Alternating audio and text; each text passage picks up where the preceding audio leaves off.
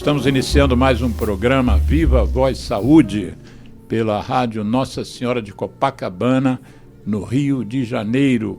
Hoje, 26 de julho de 2025, um sábado ensolarado, delicioso dia que hoje a praia de Copacabana lotada e nenhuma nuvem no céu, um dia muito agradável para os cariocas, só um pouco frio para a nossa natureza fluminense, mas o dia está lindo. E que bom que o dia hoje está bonito, porque o tema que a gente vai trabalhar no programa hoje também é um tema lindo para a saúde pública do planeta, que é um tema, o tema se refere ao maior problema de saúde pública do planeta, que é o consumo de produtos de nicotina, o nicotinismo, como eu gosto de chamar, e o tabagismo, como é comumente referido. Eu trouxe hoje duas convidadas especiais, duas amigas queridas e duas mulheres extremamente competentes, notadamente nessa área do tema de hoje, do programa. E nós vamos então, eu dei o título do programa como Ecos de Dublin. Dublin é uma cidade na Irlanda que albergou, nesse final do mês de junho, uma conferência que foi patrocinada por uma ONG mundialmente conhecida, a The Union, e que teve o apoio da Bloomberg Philanthropies, que é uma organização também da sociedade civil, que é capitaneada pelo Michael Bloomberg, que foi prefeito de Nova York e é uma das figuras no nosso meio de enfrentamento do tabaco, uma das figuras mais importantes do mundo. E a Bloomberg Philanthropies tem apoiado diversas iniciativas planeta fora, no sentido da gente implementar e ampliar o controle do tabaco no planeta. E essa conferência é uma conferência normalmente anual, que as nossas convidadas vão falar um pouco sobre a história da conferência, mas a de Dublin foi agora recente, foi do dia 23 até o dia 25 de junho, e nós vamos encerrar o programa de hoje lendo a declaração final dos parceiros que participaram dessa conferência, que é chamada então a Declaração de Dublin, sobre o que a conferência identificou e propõe como solução para o problema gravíssimo que é a epidemia de tabaco. A gente chamaria até, eles chamam de epidemia global, a gente poderia resumir e chamar de pandemia. Mas antes da gente entrar no tema, eu gostaria que as nossas convidadas se apresentassem, porque as duas já estiveram aqui no programa, mas muitos podem não terem assistido ou não a conhecerem. Eu queria que vocês fizessem um breve resumo da história de vocês, até vocês serem hoje esses ícones do enfrentamento do tabaco no planeta, no Brasil. Obviamente, como o Brasil é um dos expoentes do planeta, vocês também são representantes do movimento no mundo. E então, por ordem alfabética, começar com Cristina Pérez e depois eu vou pedir a Mariana Pinho que faça o mesmo, né? Cristina, eu sei que você é psicóloga, nós nos conhecemos há bastante tempo, mas conta um pouquinho da tua trajetória nessa área e abre o seu coração assim para nós, no sentido de o que te move, né? O que te dá tesão de trabalhar nesse tema? Por que esse tema é importante para você? Bom dia, Alexandre. Bom dia a todos. Obrigada. Bom dia, boa tarde, boa noite. Boa tarde, não sei boa quando noite. É que o pessoal vai ver o programa. Isso. Né? Que bom estar aqui. Obrigada pelo convite mais uma vez. É sempre um prazer estar falando com todos os ouvintes. Bom, eu sou psicóloga de formação, como você falou, tenho mestrado e doutorado em saúde pública, mas a minha trajetória com o tabagismo começou um pouquinho antes de eu entrar e começar a trabalhar no Instituto Nacional de Câncer, que foi em 1997. Muita gente que está ouvindo pode nem ter nascido naquela época. Muita gente. Mas antes disso eu trabalhava com dependência química em geral, com usuários de álcool, cocaína e outras drogas. acabei indo Aonde? Eu trabalhava no Conselho Municipal de Entorpecentes. E trabalhava aqui no Rio, né? E sempre com essa questão da dependência química, com o uso de drogas, né? Pensando nessa questão comportamental, nesses danos que as pessoas acabam sofrendo pelo uso de drogas. E o tabaco, acabei entrando por um convite e me apaixonei pela área. Você falando isso, eu lembrei duas coisas. Uma que eu comento muito com meu filho, né? Que eu trabalho muito numa coisa que eu acredito. Né? Eu já estou há quase 30 anos trabalhando com o tema. E eu trabalho porque eu acredito muito no que eu faço. Eu acredito muito no que a gente faz nesse campo do tabaco. E tem uma cena que uma vez eu falei numa apresentação, que você perguntando agora o que me move, que é um conto, né, de um rapaz que está andando na beira da praia. E lá no fundo ele vê uma pessoa pegando muitas estrelas do mar que estavam na areia e jogando de volta para a água. Ele olha aquela pessoa tirando cada estrela do mar, uma por uma, ele chega para ela e fala assim, mas por que você está fazendo isso? Você não está vendo que são milhares de estrelas do mar na areia? Você não vai conseguir salvar todas elas. Ele pega mais uma e fala, mas para essa aqui eu fiz a diferença. E ele bota na água. Eu acho que o nosso trabalho é isso, fazer a diferença para uma ou outra pessoa. Eu acho que, na verdade, a gente faz diferença para milhares de pessoas. Não só para as pessoas que fumam, né, para a gente tentar ver se essa pessoa se conscientiza, se motiva a deixar de fumar, mas principalmente para que as pessoas não comecem a usar essa droga que é tão perigosa. Né? Então, é isso que me move. Você me emocionou agora, viu? Essa história... Essa é uma história que eu falei isso numa apresentação há muitos anos atrás, uns 15, não mais, meu filho está com 19, uns 20 anos atrás, e não foi nem ideia minha. Né? Uma pessoa falou assim, já ouviu esse conto? Isso tem tanto a ver com o que vocês fazem, né? Porque se a gente olhar assim, tanta gente fumando no mundo, não importa. 1.250 milhões de pessoas. Exato, não importa. Né? E que a gente sabe, os dados só reiteram que antigamente a gente dizia que o tabaco matava 1 em cada 2, né? 50%. E agora já há estudos que mata 2 em cada 3. Né? Quase 70% dos fumantes vão acabar sendo mortos pela dependência. Mas é muito emocionante a história, gente. Mas cabe, né? Para essa estrela eu estou fazendo a diferença. Eu estou fazendo a diferença, né? Pode ser 1, 2, 100, 1000, não importa, né? Que a gente faça. Mariana, faz a mesma coisa aí. Não tem como fazer a mesma coisa. Desculpa, Tinha. Não tem nenhum conto. Poxa, não, a Cris é especial. Não, né? não é. Bom, sou coordenadora do controle de tabaco na CT Promoção da Saúde. Mas por que você virou coordenadora? O que lá atrás, como é que começou isso? Começou com a Cristina. Começou comigo, eu ia falar isso. Essa eu não sabia. Lá no INCA? Eu depois de 2 anos tendo disparado meus currículos de enfermeira, porque eu não sou aqui do Rio, né? Uhum. Aí, você é de onde? Eu sou de Campinas. Ah, você é de Campinas? Sou. Formei lá em São terra Paulo. Do Guilherme Ataíde? Isso. Nosso promotor de justiça. E daí deixei o currículo em alguns lugares, um deles na época era a Fundação Ari Frausino. Sim. E daí fui chamada pelo INCA, né? A Ari Frausino é que hoje é a Fundação do Câncer. As pessoas na época para o Instituto Nacional do Câncer. Isso. Como estagiário ou como staff? Você não, foi como staff. Como staff.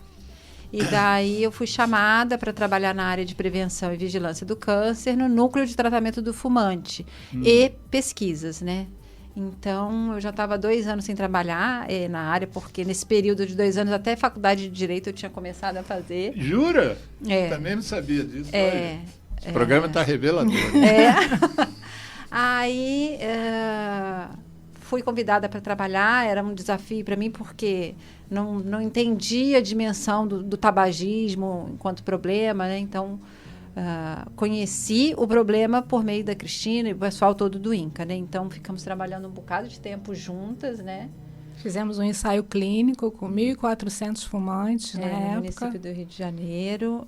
Tratei fumantes, né, lá no núcleo. E depois passei... Foi o núcleo que iniciou o tratamento de fumante no Brasil, não é? Ou já tinha outros núcleos? Não, já tinha o tratamento do INCA, né, para os seus Sim. funcionários e pacientes, Isso. que serviu de modelo para os outros ambientes Isso. livres de tabaco e que também oferecessem tratamento para os seus funcionários e Tá, também mas para as foi pessoas. o pioneiro, não foi? Foi. Pelo que eu me lembro. Foi. O projeto acabou sendo iniciado lá porque o INCA era o Programa Nacional de Controle do Tabagismo, né? Então fez o serviço, o dever de casa antes de ser referência. E daí depois acabei fazendo parte da equipe que pensava o Programa Nacional de Controle do Tabagismo para a cessação mesmo, né? Na época era a Vera que estava à frente, Vera Não, Luiza, não. Quando eu entrei no INCA era a Tânia, que era chefe da divisão de tabagismo. E daí, depois do trabalho do núcleo, que daí eu passei a fazer parte do programa de tratamento do fumante no SUS, aí era a equipe que também era o Ricardo Meirelles. Sim. Então, eu trabalhei uns anos lá. E depois da minha atividade no INCA, também na CONIC, né, na comissão, aí depois eu fui para o terceiro setor. Hoje, então, estou na ACT, Promoção da Saúde. Esse ACT hoje não é mais uma sigla, né? A gente já foi Aliança de Controle do Tabagismo, e depois que a gente incorporou outras agendas aí das doenças crônicas não transmissíveis, a gente é ACT Promoção da Saúde, e a gente atua no apoio, né, de políticas públicas para a prevenção das doenças crônicas não transmissíveis. Então, a gente produz informação, faz incidência política, mobilização, campanhas. Os principais focos, além do tabaco, são alimentação saudável, não é isso? Controle do álcool, e de alguma forma, física. atividade física, exatamente. E você ficou dentro da CT, você é a coordenadora do tabaco, do controle do tabaco, isso. E acho que o que me move é um pouquinho isso que a Cristina falou. Acho que é uma coisa que faz sentido para mim, né? Eu acho que faz sentido tanto ali no dia a dia de falar de um problema que afeta não só quem fuma, mas todos nós, né? O planeta, inclusive. Saber que tem soluções. Eu gosto disso, assim, de saber que a gente contribui para as discussões políticas. Eu gosto de me sentir parte disso, né? De uma discussão ali, quando eu vejo que a gente contribuiu para uma mudança ali, mesmo que não tenha sido do jeitinho que a gente achava, ou usado do jeito que poderia ser, mas que tem um pouquinho de cada um de nós ali, né? E eu estou falando da comunidade de controle do tabaco, né? Seja a própria área técnica do governo, ou então a gente, enquanto sociedade civil, eu fico orgulhosa. Então, assim, isso me move. A possibilidade seria maravilhoso se todos nós, cidadãos, né, pudéssemos entender que a gente pode contribuir para mudanças importantes. Então, assim, acho que é um pouco isso, assim, que me move dentro desse trabalho. Nós, né? Vocês são de uma geração anterior, que veio depois da minha, e eu sou de uma geração que eu vim depois de outros, né? Então, na verdade, outro dia eu estava me fazendo umas contas, eu comecei a estudar tabaco, ano que vem vai fazer 50 anos. E você disse que quando você se interessou por isso, muita gente não devia ser nascido, imagina eu, né? Porque foi em 1976 que eu assisti uma conferência do Mário Rigato, que, coincidentemente, ele acabou se tornando o maior conferencista na minha especialidade. Então, juntou-se duas coisas. Um tema interessante, que é o que ele estava fazendo a conferência, num congresso em Belo Horizonte, e o conferencista, né? A técnica dele de falar, ele realmente era um sedutor nessa área. E não sei quantas pessoas foram seduzidas por ele naquele momento, mas eu certamente, a partir daquele evento, eu nunca mais parei de estudar tabaco. E o interessante, para quem gosta de estudar, eu sugiro que entre nesse movimento, porque todo dia tem coisa nova. Não tem um dia, se você for pesquisar, que você não aprenda alguma coisa. Eu não sei se outras áreas da saúde, da psicologia, da enfermagem, tem tantas possibilidades de crescimento intelectual, né? E é inegável, né, quando vocês falam, no caso aí da Estrela do Mar, desse conto maravilhoso, que não há nada no planeta que passa tão mal quanto o tabaco. E outro dia eu peguei uma balancinha que eu comprei lá na China, balança de precisão, bem pequenininha, de bolso, e pesei eu faço pesquisas com o cigarro da marca Marlboro, porque ele é universal, ele é o mais vendido no mundo, e peguei um cigarro Marlboro, ele pesa 14,7 gramas, né? Aí quando a gente pensa que ali tem um instrumento de morte, de adoecimento, poderoso, você falou em uma quantidade de mortes, né, que são de usuários dependentes de nicotina, 1,250 bilhão, né, de usuários, vamos dizer, diários de nicotina.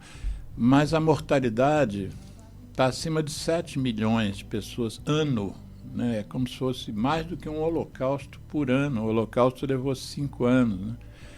Então, quando a gente lida com algo com esse peso, né, não tem como é difícil alguém que comece a trabalhar com tabagismo que não fique ligado minimamente que seja. Não dá para você pensar, vou cuidar de outra coisa na área da saúde. Sim, mas e aí, o tabaco, você não vai fazer nada? O pior problema de saúde pública? E, felizmente, eu acho que o Brasil teve nessa gerações que me antecederam, e antecederam, obviamente, a de vocês, muita gente boa, né? Foi muita gente que já não está mais conosco hoje. O meu iniciador, o Mário Rigato, não está mais, o Zé Rosenberg não está mais. Enfim, uma série de pessoas que foram importantes para esse início do Brasil, a inserção do Brasil como dando relevância ao tabaco. Muitos já não estão mais e estamos nós aí. Eu fiz 70 anos em maio, né? Também a minha estrada não sei quantos anos vai levar ainda. Aí tem vocês mais novos, e eu sei que já tem gente mais nova que vocês também, que já estão com o pezinho ali, né? Mas, dito isto, vamos então falar sobre os tais ecos do encontro de Dublin, né? Esse encontro de Dublin, ele tem esse nome porque ele foi feito em Dublin agora, mas esse encontro, essas conferências mundiais de controle de tabaco não começaram esse ano, né? Quem de vocês podia dar uma introduzida no tema aí, para quem não é da área, o que são esses encontros? O que gera uma conferência mundial? O que move isso? Eu já comentei que a The Union patrocinou e a Bloomberg apoiou. O que é essa conferência? Qual a importância? Bom, a Conferência Mundial de Controle do Tabaco, ela tinha inclusive outro nome, né? Antigamente ela chamava Conferência Mundial Tabaco ou Saúde, né? E mudou. A primeira que eu fui, se não me engano, foi no ano de 2000, foi em Chicago. E a importância, assim, normalmente essas conferências, elas conseguem reunir muitos parceiros mundiais, né, e muitas pessoas que são muito importantes que a gente não tem contato pessoal. E isso é um diferencial. Acho que a conferência já aconteceu uma vez virtual por conta da pandemia e não tem o mesmo efeito, a mesma troca, os mesmos encontros.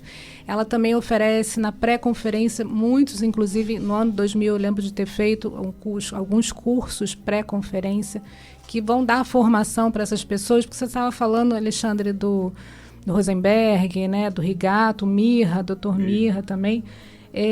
A gente, quando entra para a área de saúde, a gente estuda muita coisa, mas hoje em dia, infelizmente, na faculdade a gente não vê tabagismo. E tabagismo é um campo... Por incrível que pareça. Então, a gente não sai formado para tratar dessa doença, que é uma doença, né? A gente tem que lembrar disso, classificada pela Organização Mundial da Saúde, que tem componentes que são muito específicos, né? É uma doença que a gente precisa entender como uma dependência química, tem uma droga, como você fala, do nicotinismo, tem uma droga que impulsiona esse uso, que faz com que a pessoa não tenha opção de escolha. Então, a conferência ela serve muito para dar formação e para fazer uma troca de experiência entre os países, entre as pessoas, as organizações que estão trabalhando com isso.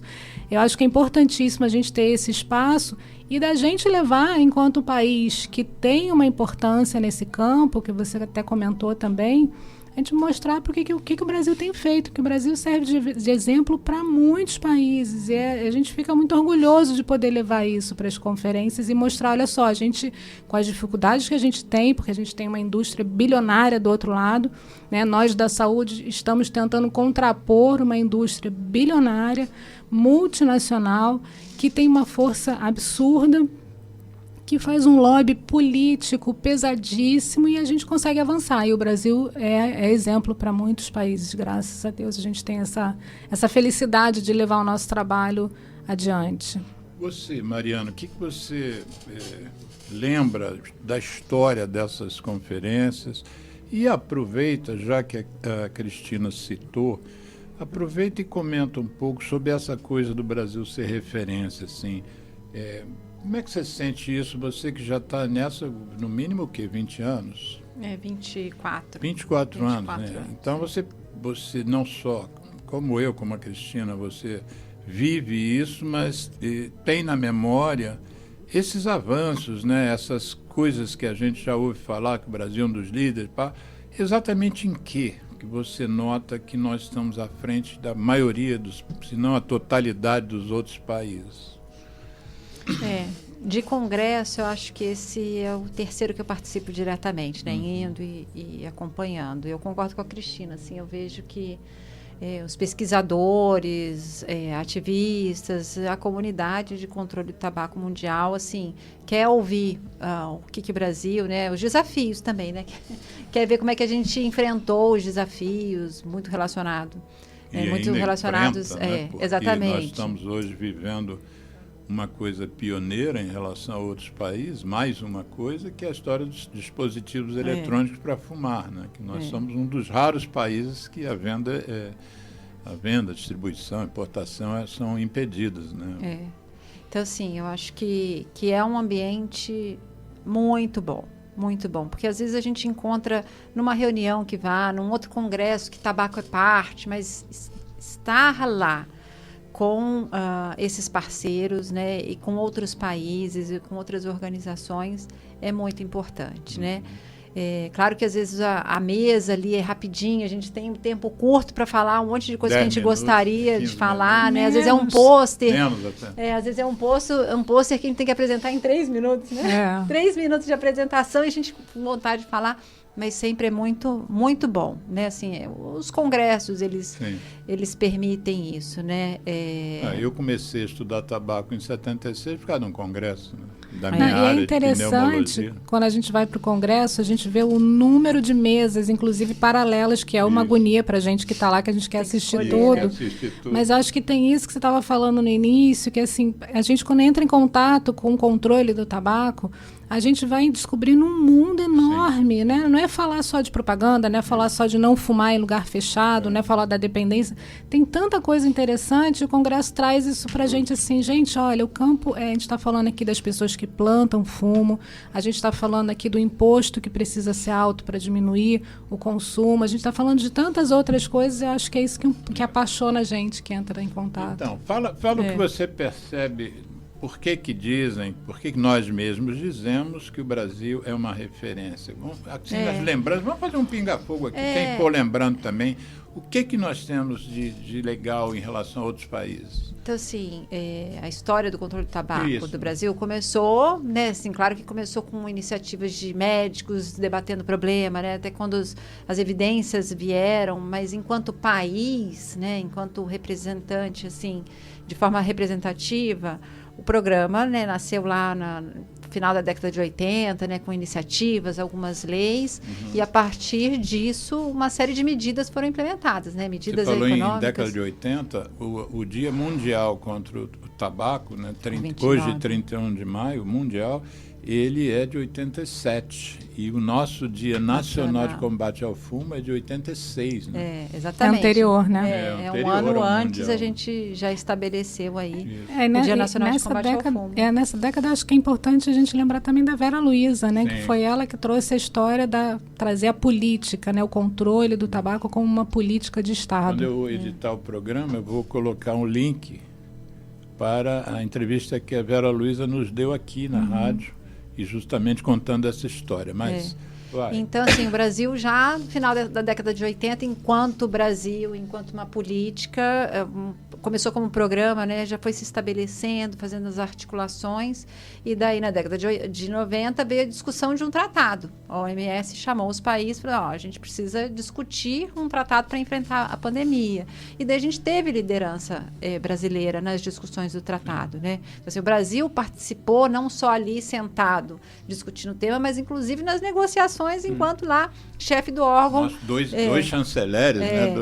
Teve um protagonismo importante. Teve um protagonismo importante. Então, levando não só a contribuição de escrever um texto, né, um texto que desse conta, né, de medidas para enfrentamento, mas também levando a experiência do Brasil, né, como é que avançou em alguns dos assuntos, mas também na negociação. Né? Então, a referência do Brasil também vem nesse sentido.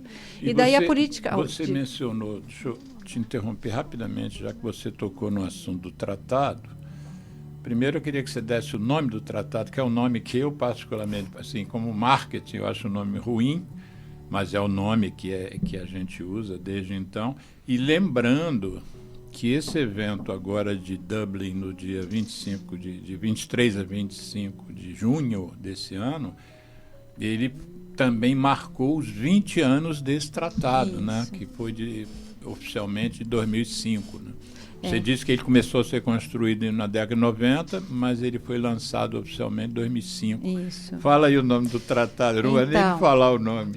A Convenção Quadro da Organização Mundial da Saúde para Controle do Tabaco, que a gente apelida de Convenção Quadro. Isso. E se você falar isso para alguém que quer Convenção Quadro, que ninguém sabe o que é. Ele é o primeiro tratado de saúde pública, né? Então, tem essa relevância. Ele teve a maior adesão, né, mais rápida dos tratados da ONU. Então, os países aderiram e depois precisam levar em nível local. Então, ele entrou em vigor em 2005. O Brasil ratificou final de 2005, início de 2006. Então, o Brasil é parte desse tratado. E quando a gente fala isso, o que significa? Né? Assim, o Brasil está obrigado a implementar as medidas que estão descritas lá no texto do tratado. Então, assim, é uma referência, né? E sendo uma referência, é a referência do mínimo.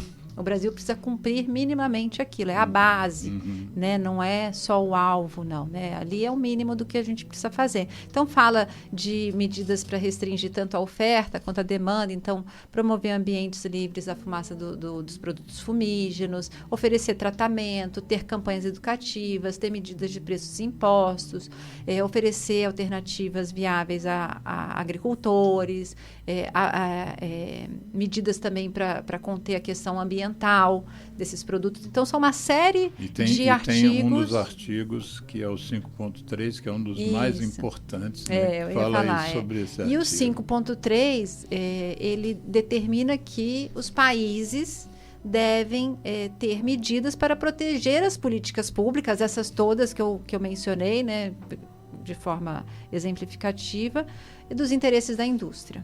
Então, assim, não chamar a indústria para falar assim, o que a gente faz com as bitucas na praia? Não, a indústria tem lá a recomendação fortíssima de que a indústria não faça parte dos programas, das políticas, não faça parte das discussões, porque ele é parte do problema, né? E os interesses, e o texto da Convenção Quadro para isso. Os interesses da indústria e os interesses dessas políticas são irreconciliáveis.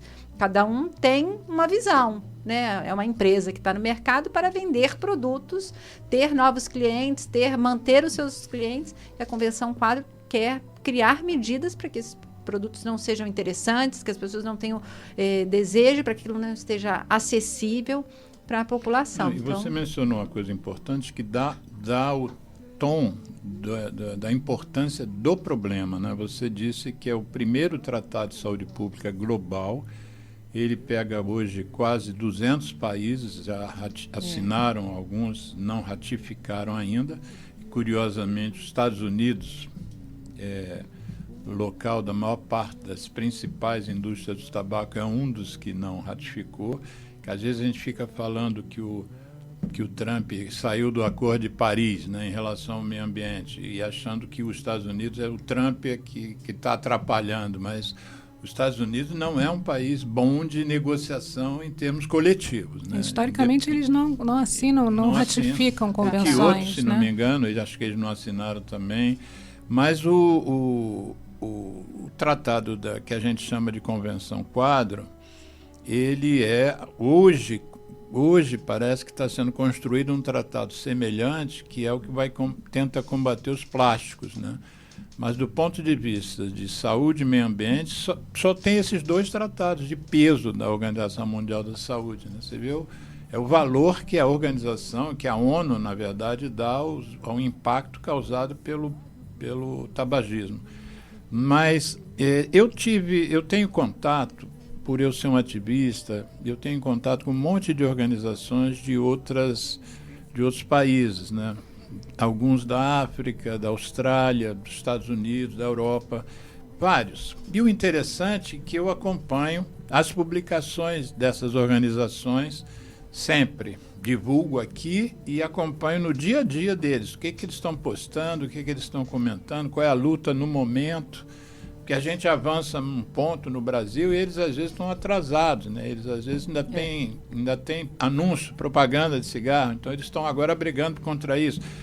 E aí o que me chamou a atenção em relação a essa conferência de Dublin é que muitas publicações dessas organizações estavam sendo feitas a partir de Dublin. Então, do mesmo jeito que vocês postaram fotos de apresentações de vocês lá, e eu reconhecia vocês, eu reconheci as outras organizações também. Eu vi pelo menos 20 organizações que eu acompanho no dia a dia estavam lá na Irlanda. Né? Então, isso mostra o peso desse encontro, né? O peso dessa conferência. Então, eu acho que a gente poderia partir para a conferência desse ano, propriamente dita, quais são os ecos. Volto a dizer, ao final do programa a gente vai ler a declaração final desse encontro. São 3 páginas, mas com letra grande, assim, em 5 minutos a gente lê. Uhum. Vocês vão ler, eu vou pedir a vocês para que vocês leiam. Mas vamos então resumir, na medida do possível, porque a gente ainda tem bastante tempo, vamos reunir o que foi a conferência de 2025. Conferência Mundial sobre o Controle do Tabaco. Eu acho que, do meu ponto de vista, assim, muita gente estava feliz de estar ali presente, né? Porque o congresso, o último que foi 2018, eu acho. Não presencial, foi? Né? Presencial. Teve a pandemia. O último foi 2018. Então, estava todo mundo sedento pelo encontro, sedento pelas discussões e compartilhar. Então, acho que tinha um clima, né, de reencontro bastante positivo. Da minha perspectiva, foi muito legal ter visto jovens, né? Teve um esforço para levar jovens lá, então tinha sessões para estimulando e evidenciando a relevância do protagonismo jovem, que você tanto fala. Então, assim, tinha até um andar que eles faziam, escreviam, tinham dinâmicas assim. E um terceiro ponto, preocupados com a questão dos novos produtos, dos cigarros eletrônicos, apesar de cada país ter uma legislação, né? São cerca de 40 países que proíbem, como o Brasil, outros ainda não regulam, outros regulam, então enfrentando dificuldades, mas existe naquela comunidade, né? naquele evento, uma grande preocupação com esses produtos, principalmente com jovens. Né? Então, acho que esse é um ponto. E um quarto que eu queria trazer, assim, é o avanço, assim, das discussões para a questão também de preços e impostos, que está relacionado ao artigo 6º da Convenção Quadro.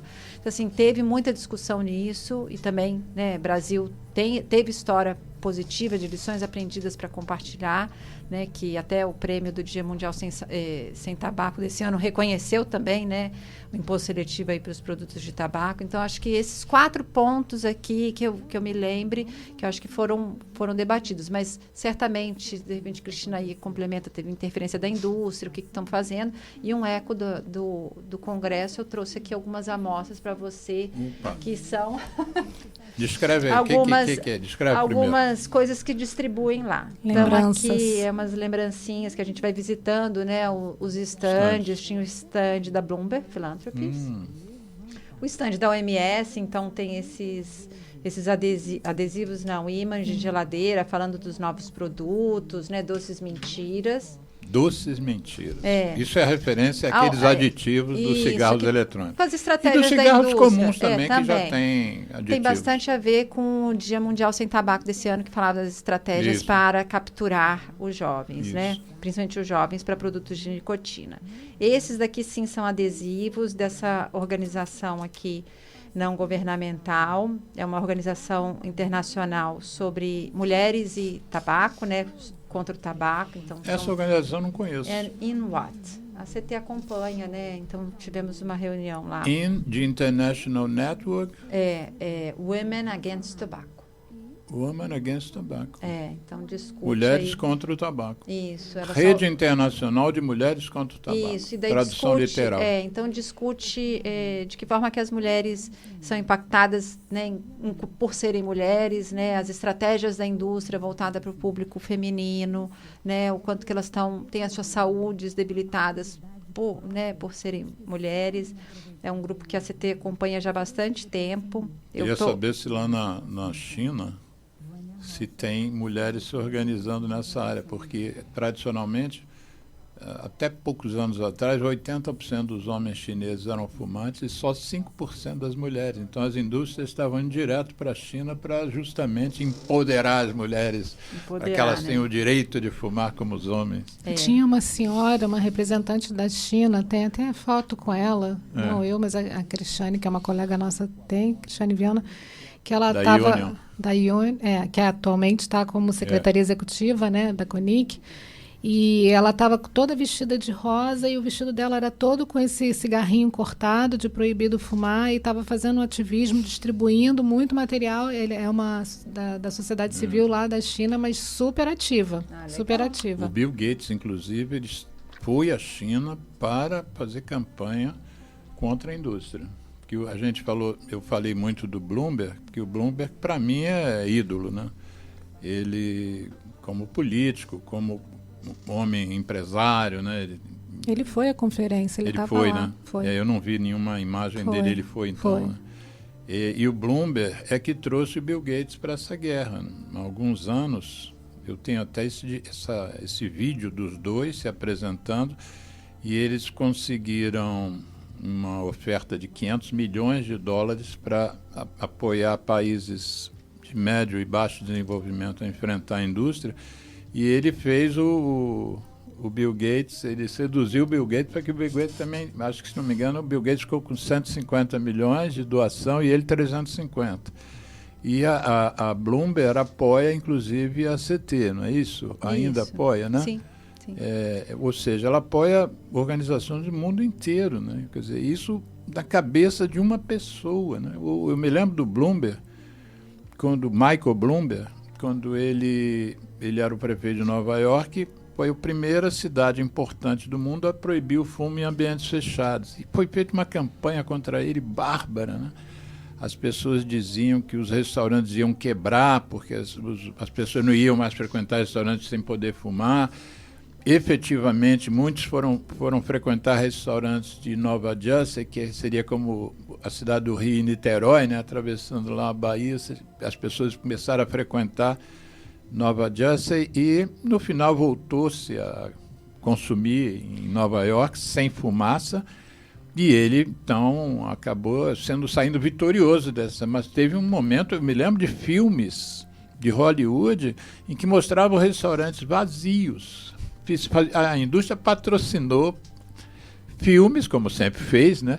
Mas no caso específico dos ambientes sem fumaça, eles criavam uma cena do nada em que mostrava o restaurante vazio e a garçonete dizia, por exemplo, nos filmes que eu me lembro, um filme com o Al Pacino chamado Tudo por Dinheiro, ela ela dizia, essa lei besta desse prefeito. Ave Maria. Mas isso mais ou menos aconteceu aqui no Brasil, Sim. né? Quando o Brasil tentou implementar a legislação de ambiente livre da fumaça, né, do cigarro, dizia que ia ter uma queda enorme na frequência e o que demissão houve de garçons. e o que houve foi exatamente o O oposto. contrário. As pessoas Gente que começaram, não ia, passou exatamente, as pessoas começaram a frequentar mais os restaurantes e os bares porque eles não tinham mais a fumaça, né? isso. E eu me lembro, eu grávida do meu filho, de estar num restaurante e uma pessoa do meu lado fumando cigarro e jogando fumaça para cima de mim. Então, hoje a gente não consegue pensar isso, uma mulher grávida sendo exposta à fumaça, mas assim, é uma mudança importante. Foi. E você está falando do Michael Bloomberg, não só ele estava lá, o Alexandre, quanto o Tedros, que é o diretor-geral da OMS, também estava Tedros na Adhanom. conferência. Isso. Os dois estavam assim, apontando um pouco a importância dessa conferência, a importância de a gente trazer esse tema e da gente tentar conscientizar o maior número de pessoas. Né? Isso. O Geraldo, vamos fazer um intervalozinho, Geraldo? O que você acha? Então, daqui a pouco a gente volta.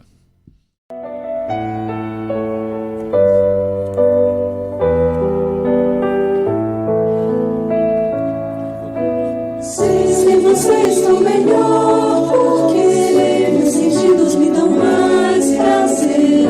Sinto mais felicidade, sem saudade de você. Sinto mais cheiro da flor que amor. Já nem lembro tanto de você. Conheci a liberdade de verdade. Vamos lá pra quê? Ninguém precisa de você. Fumar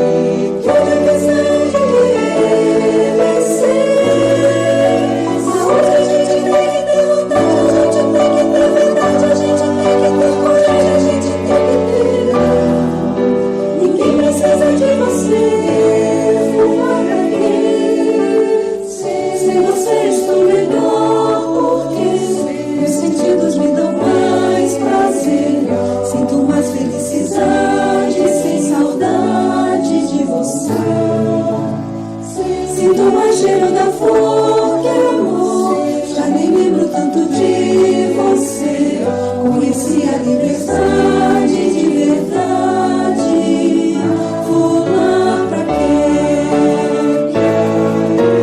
Antes tarde do que nunca é tarde pra aprender. Nem foi difícil assim de esquecer. Toda questão de querer vencer. Saúde a gente tem que ter vontade, a gente tem que ter verdade, a gente tem que ter coragem, a gente tem que ter. Ninguém precisa de você. Fumar pra quê?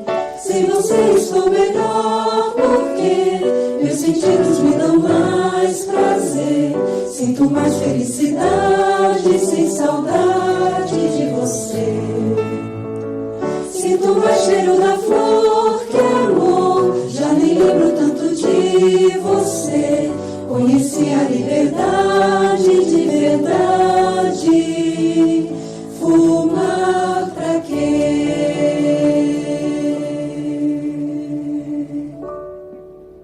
Estamos reiniciando o programa Viva a Voz Saúde, uma iniciativa da nossa ONG, o Centro de Apoio ao Tabagista, e hoje nós estamos repercutindo uma conferência mundial sobre o controle do tabaco que aconteceu na cidade de Dublin, na Irlanda, entre os dias 23 e 25 de junho deste ano. Então nós estamos, de uma certa maneira, atualizando para quem não teve a oportunidade de não só de estar lá presencialmente, mas de acompanhar os desdobramentos. A gente está tentando repercutir e enfatizar o que de mais importante aconteceu. Para isso, eu convidei duas colegas, duas ativistas e duas técnicas em questões de tabaco, que estiveram em loco na Irlanda, e nós estamos então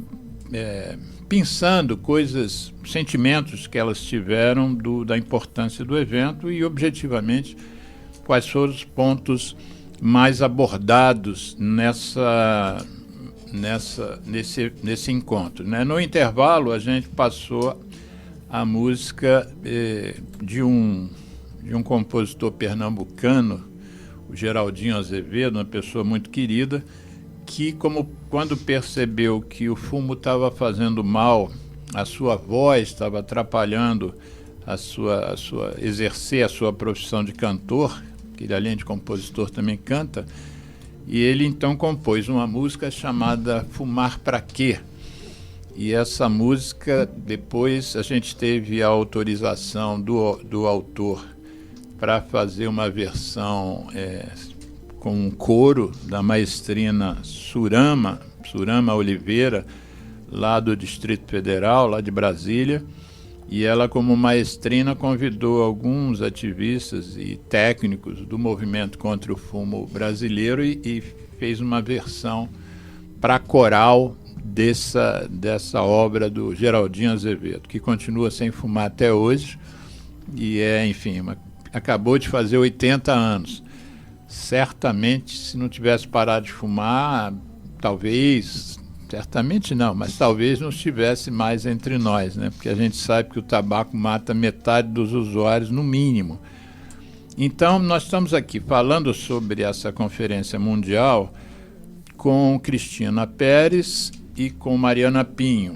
Cristina Pérez hoje mais centrada na Fiocruz, na Fundação Oswaldo Cruz, e a Mariana Pinho na maior ONG brasileira nessa área, que é a ACT, que hoje em dia incorporou outras lutas, então é a ACT Promoção da Saúde. Nós comentamos que a ACT ela iniciou-se enfrentando o tabaco, mas hoje tem pelo menos 4 frentes importantes, que são alimentação saudável, atividade física e a redução do consumo do álcool, com a perninha também no meio ambiente, né? Aliás, sobre o meio ambiente, que o tabaco afeta tanto, tem uma frase que eu nunca mais vou me esquecer, se não me engano, Cristina estava nessa reunião, mas eu não sei se Mariana estava. Foi feita uma reunião na Fundação do Câncer, há alguns anos, com Thomas Novotny, da Universidade de San Diego. E o Thomas é o cara que mais entende de gimbas no planeta, né? Ele tem um projeto sobre gimbas muito antigo, muito respeitado, e eu acompanho. Eu fiquei super feliz de ter podido participar desse encontro lá na Fundação do Câncer, e ele me disse uma coisa pessoalmente. Ele falou assim: Alexandre, você é maluco. Todo ativista da saúde tem um quê de maluco, mas os seus objetivos seriam catapultados se você se aliasse aos ativistas do meio ambiente, que eles são muito mais malucos que você. E eu comecei a perceber, eu comecei a conhecer, então, depois dessa frase do Thomas, eu comecei a me envolver. Eu já estava envolvido com guimba, mas a minha relação com o meio ambiente era guimba e acidentes, incêndios florestais por causa das guimbas acesas, né, das pontas de cigarro que queimavam floresta. Tem estudos que falam que 1/4 das florestas foram destruídas por guimbas jogadas ao acaso, assim, em beira de estrada, ou então em acampamentos. E aí realmente eu conheci esse mundo novo do meio ambiente. Os ambientalistas são realmente sensacionais, né? Eu tenho uns relatos assim de filhas de amigo, por exemplo, que sentavam no Greenpeace. Entre outras coisas, teve uma cena que eu fiquei louco com aquilo, que era um quarto absolutamente escuro, nenhuma réstia de luz, nada, tudo preto. E eles faziam 2 coisas. Uma, simulavam briga, e você brigava no escuro. Sendo que a filha do meu amigo teve um braço fraturado nessa briga. Isso. E a outra coisa, eles tinham lá espécies bem, como é que eu vou dizer, bem estudadas de cobras, né, de serpentes que não eram venenosas, e soltavam as cobras com as pessoas ali. E as pessoas, de repente, tinham uma cobra em cima, né? Quer dizer, eu nunca imaginei qual ativista da saúde vai ser tão maluco assim. E o Thomas tinha razão, né? Porque, às vezes, quando eles, por exemplo, invadem um navio petroleiro e sobem naquelas correntes, invadem um navio, eles, às vezes, tem que brigar. às vezes é torturado, então tem que aprender a Correm lidar riscos, com né? Foi uma realidade que eu conheci depois, né? Eu antes não tinha a menor ideia. E hoje a gente vê a importância, certamente, do ativista do meio ambiente na história do tal tratado que a gente comentou no início, né? Tem o tratado do tabaco e tem o tratado do plástico hoje, que é no mesmo nível assim, de alcance de países. Posso aproveitar Claro. e já fazer um convite, né, para os ouvintes aí da rádio, que agora você falou do dia 29 de agosto, Dia Nacional de Combate ao Fumo, que até é anterior ao Dia Mundial Sem Tabaco. O tema que a CT escolheu para trabalhar, né, aí junto com nas nossas redes sociais e tudo mais, é justamente a questão do impacto ambiental, né?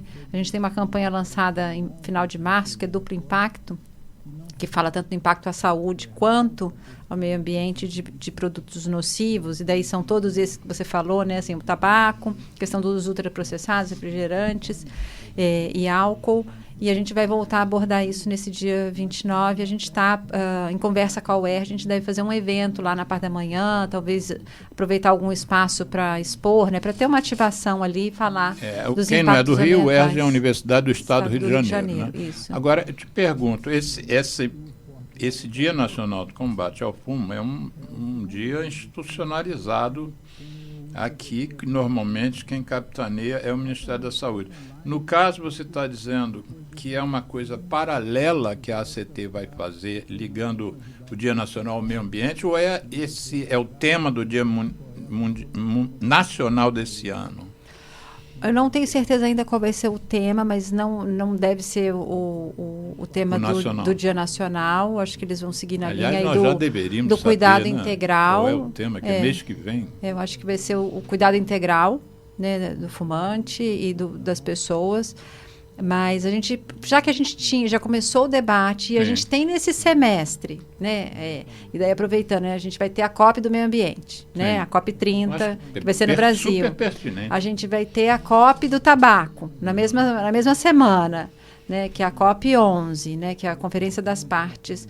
E a gente tem a discussão até protagonizada pelo Brasil, né? O Brasil falou assim, olha, países, parte da Convenção Quadro, a gente precisa aprofundar no artigo 18, que trata da proteção ambiental, então vai ter essa discussão lá na COP do tabaco. A gente achou bastante pertinente também a gente fazer esse debate, ver o que está se pesquisando, a gente vai trazer o Ítalo Braga, que é da Unifesp, que tem pesquisas aí falando pesquisas com guimbas, meio ambiente. Guimbas ou bitucas, para quem não é do Rio. Paulista é bituca. Então, a gente vai trazer ele para essa discussão, para falar. Inclusive, tem até análises feitas ali pela equipe do Ítalo, falando dos potenciais impactos dos cigarros eletrônicos, né, ao meio ambiente. Então, a gente vai fazer uma conversa assim. A gente ainda não estou com todos os detalhes, mas a gente deve ter e deve divulgar nas nossas redes sobre o evento, lá em parceria com o Ricardo Brandão, Isso. né? Que ele também além de ser professor, né, ele é educador físico, mas essa parceria com o UERJ é com a coordenação da Agenda 2030, que trata de vários assuntos e também... Ricardo Brandão, não estou ligando, né? O da Oliveira? UERJ. Isso, Oliveira Brandão. Eu só chamo ele de Ricardo Oliveira. Ricardo Oliveira é sócio desse programa, já esteve aqui 3 vezes. Tá vendo, então? Ele é de um laboratório, né, de Laboratório da Vida Ativa. Isso, lá da Lava. UERJ. Mas essa parceria é com ele também, mas ele enquanto coordenador do programa da UERJ para a Agenda 2030. Tá.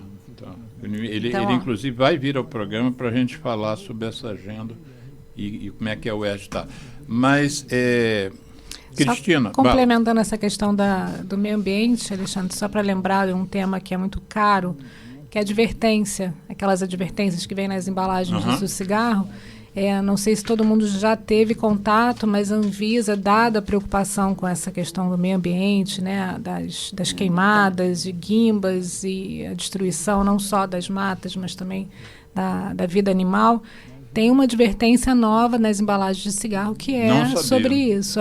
Para ponto de venda, não é? Para ponto, Está preparado para ser lançado? Já foi publicado e deve ser implementado nos próximos meses. Está no prazo de implementação. Você lembra Acho que mais até ou menos novembro. o teor, assim, o que diz? É uma o texto eu não me lembro, mas é uma mata e tem um passarinho e tem a guimba e o fogo no fundo, mostrando assim, a questão de jogar as guimbas na mata e o dano que causa à natureza. Uhum. Essa é para ponto de venda, essa advertência, eu Ponto acho, de né? venda, É para ponto é. de Não é pro venda. maço. É porque daí pega Porque um assunto mais amplo. nesse novo grupo, tem advertências específicas para a embalagem e tem advertências diferentes para o ponto de venda. A ideia da Anvisa era poder pensar... A embalagem, normalmente, quem entra em contato é a pessoa que já está usando a droga, a nicotina. E o ponto de venda, outras pessoas que ainda não estão fumando, jovens, crianças, entram em contato. Então, os temas poderiam ser uns temas diferentes que pudessem sensibilizar de uma forma maior ainda quem não começou a fumar e que se espera que não fume. Então, daqui a pouco... Será que a gente tem acesso a isso? Porque na edição do programa... Eu posso botar imagens para enriquecer o que você acabou de falar. Tem, Será tem, que sim. essas imagens já estão disponíveis? Tem, eu acho que até novembro desse ano Foi publicado. Os pontos de venda e as embalagens já tem que estar com as novas advertências aprovadas no ano passado. Então eu vou se você puder, manda para mim, que hoje mesmo eu já edito e já boto no vídeo. É bom, já que a gente está falando sobre guimbas, é bom a gente detalhar um pouco o impacto. O mundo, nós mencionamos aqui antes, que tem 1,250 bilhão de fumantes. Mas a produção de guimbas já chega anualmente a 6 trilhões de guimbas, né? E os estudos mostram que dos 6 trilhões, 75% são jogados no meio ambiente. Ou seja, 4 trilhões e meio de guimbas são jogadas nos canteiros, na rua, que entra nos bueiros, vão parar nos mares, na praia, né? Então eu criei um programa, um projetinho chamado Praia Não É Cinzeiro Nem Lixeira. Inicialmente Praia Não É Cinzeiro. Depois do Thomas Nobotz virou Praia Não É Cinzeiro Nem Lixeira. E é um projeto que está crescendo lá no bairro, lá no Leblon. Eu vou, inclusive, participar em agosto agora do Rio Innovation Week. Eu vou ter lá um espaço para falar dessa experiência junto com a CEO, lá, a superintendente do Galpão das Artes, Hélio Pellegrino, que é da Conlup, para onde eu levo os plásticos, né? Então, o Leblon, os restaurantes estão me dando aquelas tampinhas plásticas. Outro dia foram 270 quilos, mais de um quarto de tonelada de tampinha. E Alexandre, assim, além daqueles eventos que eu falei nesse semestre, agora, no iníciozinho de agosto, vai ter a última rodada para tratar do texto do Tratado do Plástico. Então, é a última reunião de negociação. Tem uns 3 anos, né, que isso está sendo construído, mais ou menos. Eu não lembro o número dessa reunião, mas agora em agosto vai ter a última rodada para o texto. A CT tem acompanhado, né? A Paula tem acompanhado aí. E existe um grupo... Paula Jones. Existe um grupo de defesa, né, das medidas de controle do tabaco, que também estão acompanhando as discussões do Tratado de Plástico. E alguns pontos que esse grupo estão levando é justamente a discussão sobre ter a recomendação de não ter filtros nos cigarros, porque o filtro tem partículas que daí a gente fala são microplásticos, né, de maneira mais fácil de compreensão. Acetato de celulose. Exatamente. E então tem essa demanda da comunidade de controle do tabaco e além do alinhamento entre os tratados, que a ONU ela já tem até recomendações de que todos os tratados da ONU estejam alinhados, né, sejam coerentes entre eles. Então falar inclusive do 5.3, né, assim, de ter algo semelhante, né, de que as empresas que promovem a poluição plástica não façam parte da busca de soluções, né, assim, que essa discussão seja protegida dos interesses. Então, tem um movimento também do controle do tabaco para acompanhando essa agenda do Tratado do Plástico, porque tem a ver, até o celofane, por exemplo, dos maços, né, é microplástico. E a gente fez uma ação já em 2023 e também esse ano, né, é uma ação simbólica, né, porque não somos nós que temos que catar as bitucas, mas uma ação simbólica justamente para mostrar isso que você falou, né, assim, o quanto que é descartado ou chega, né, lá, seja porque jogou no rio e caiu, o que seja, é descartado, vai parar no meio ambiente, vai parar no fundo do mar, né, uma quantidade enorme de bitucas. E lembrando o que o Ítalo fala, né, assim, a gente fica muito impactado com uma tartaruga presa numa rede, mas o prejuízo químico dos cigarros no meio ambiente e na flora e na fauna marinhos é enorme. Ele fala que tem mudanças do DNA em micro-organismos da vida marinha. Então, assim, e que são importantíssimas para a manutenção da nossa vida, né, da produção de oxigênio e tudo mais. Então, assim, o impacto acaba sendo muito maior do que uma tartaruga presa numa rede feita de plástico. Né? O Thomas Novotny, ele tem uma, chamar de teoria, mas ele usa uma expressão que é chamada de dose letal 50. Essa expressão quer dizer o seguinte: você, num litro de água, se você jogar uma guimba dentro desse litro de água, e se nesse litro, vamos dizer que seja um aquário, tenham peixes, essa guimba mata 50% dos peixes. Por isso que é chamado de dose letal 50. Uma guimba para um litro. Tem um dado também que eu acho que é do estudo do Ítalo, né, da Unifesp, que mostra que uma bituca contamina o equivalente a uma piscina olímpica, né? A água é capaz de contaminar uma piscina olímpica. Talvez tenha a ver aí com essa discussão. Essa dose letal 50 quer dizer que o peixe morre, né? Metade dos peixes. No caso aí... É contaminação. É contaminação. Jogou a guimba e depois testa a água para saber se tem... Porque cada guimba... Quer dizer, concentra 7.000 substâncias tóxicas, né? Não é pouca coisa, não. Né? Eu gosto muito de um vídeo que, volte e meia, eu quero usar ele, e eu nunca consigo achar de novo. Qual dele? É um vídeo, acho que da Legacy, alguma coisa assim. Não me lembro, que depois se juntou aí com a Universidade da Califórnia, daí juntou os documentos, que ela mostra, assim, uma imagem que depois vai ampliando, vai afastando, como se a câmera... afastasse, e mostra uma indústria química jogando poluentes no mar. Sim. Mas aí vai afastando, é uma bituca jogada numa poça d'água na praia. Eu acho esse vídeo fantástico. Vamos procurar esse vídeo. Vou achar. Ele é fantástico, eu sempre procuro ele, não acho, aí daqui a pouco consigo achar. Nesse embalo, dentro na sua apresentação, você não citou, mas eu queria resgatar um pouquinho a sua participação lá na OMS, né, em Genebra. O que exatamente que você fez lá? Lembra pra gente? Eu fui para um período que eu fui de temporário apoiar um pouquinho a implementação dos projetos que eles chamam de FCTC 2030, que é um projeto para apoiar... FCTC é a tal Convenção Framework Quadro, Convention, né? Tobacco Control, em inglês.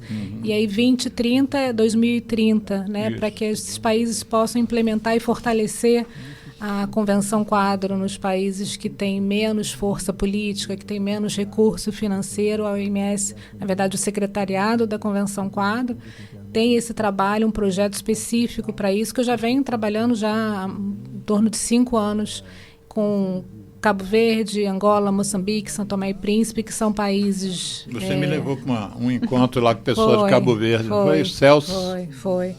Países de língua portuguesa, mas nesse período eu fui para Angola, que também é um país participante desse projeto, em que eles vão lá fazer um pouquinho uma avaliação de quanto que está sendo o custo do tabagismo para o país, para mostrar que economicamente vale a pena se implementar as leis, as medidas da Convenção Quadro, e que vale a pena investir, porque o que acontece nesses países também, Alexandre, principalmente os países da África, é que as emergências são outras, né? São emergências como meningite, por exemplo, né? E cólera. Ebola. Então, assim, muitas vezes eles estão muito por conta disso e o tabaco não tem uma força política. Então, é trazer para esse país, mostrar a implementação que é importante e fazer capacitação desses países, né? Então, eu tive num período lá trabalhando com esses países, fazendo o encontro deles. Eles têm um encontro anual que acontece e eles todos se reúnem, mostram o que eles avançaram, as dificuldades, e foi um pouco isso, uma experiência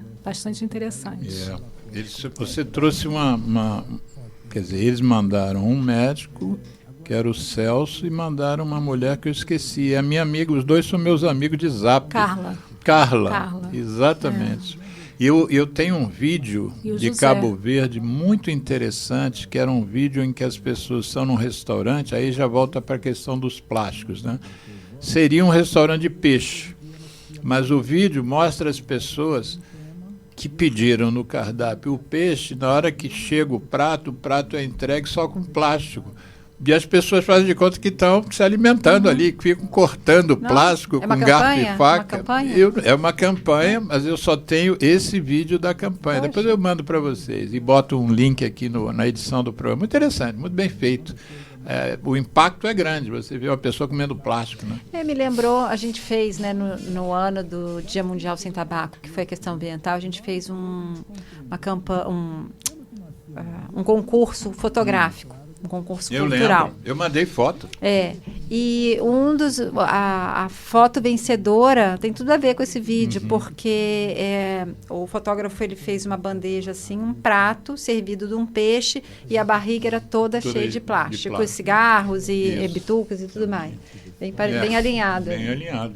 Não, as pesquisas hoje em relação ao plástico, as pesquisas médicas, com necrópsias, com, enfim, biópsias, estão muito avançadas. Assim, a detecção de plástico na gente... Hoje tem uma matéria grande no Globo em que tem uma teoria de um cara aí que tem filtrado o sangue para extrair o plástico do sangue. Aí a discussão é, será que isso vale, será que não vale? Porque aí descobriram que a gente não tem ideia da extensão do negócio. Pacientes que estão se submetendo a hemodiálise, eu não quero gerar terror aqui com essa informação, mas vale a pena as pessoas ficarem de olho e acompanhar essa discussão.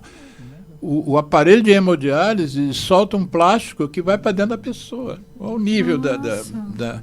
Só que a ciência não determinou ainda exatamente que mal esse plástico vai fazer para a gente. Tem umas teorias, né? De que pode dar câncer, que pode gerar inflamação, mas ainda não avançou como a pesquisa do cigarro, que levou 50 anos, né?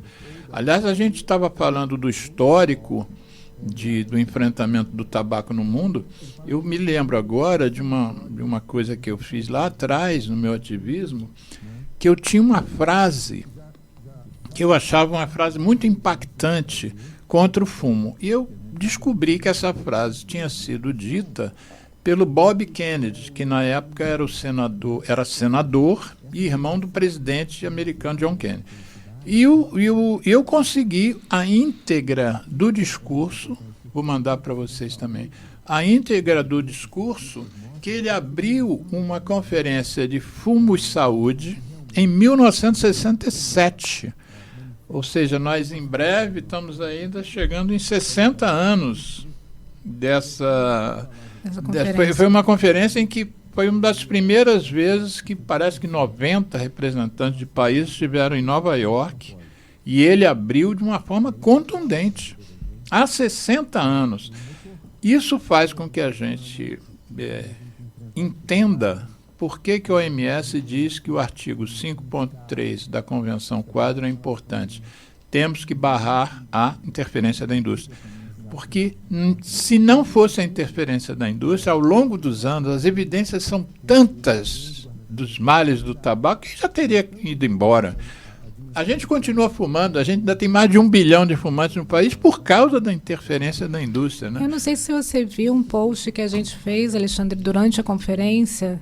Essa agora em Dublin, que na frente da conferência eles projetaram, a indústria do tabaco projetou algumas imagens. Vi. querendo participar da conferência, dizendo que era importante que eles fossem ouvidos do mesmo jeito que eles fazem na Conferência Mundial, que é a conferência acadêmica, do mesmo jeito que eles fazem na Conferência das Partes, que a Mariana citou, que é a COP, como a COP do meio ambiente, tem a COP do controle do tabaco, que vai acontecer em Genebra agora em novembro. Eles querem participar, eles pressionam para que políticos, inclusive, que são políticos que atendem aos interesses da indústria, façam parte da delegação.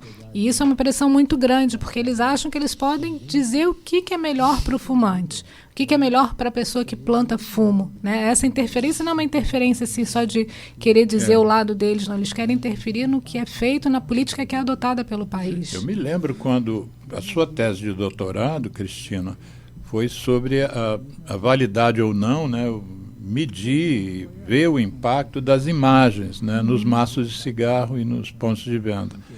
Nós fizemos um programa aqui sobre isso, que depois eu vou colocar o link. Né? Você fez a sua tese de doutorado para analisar isso.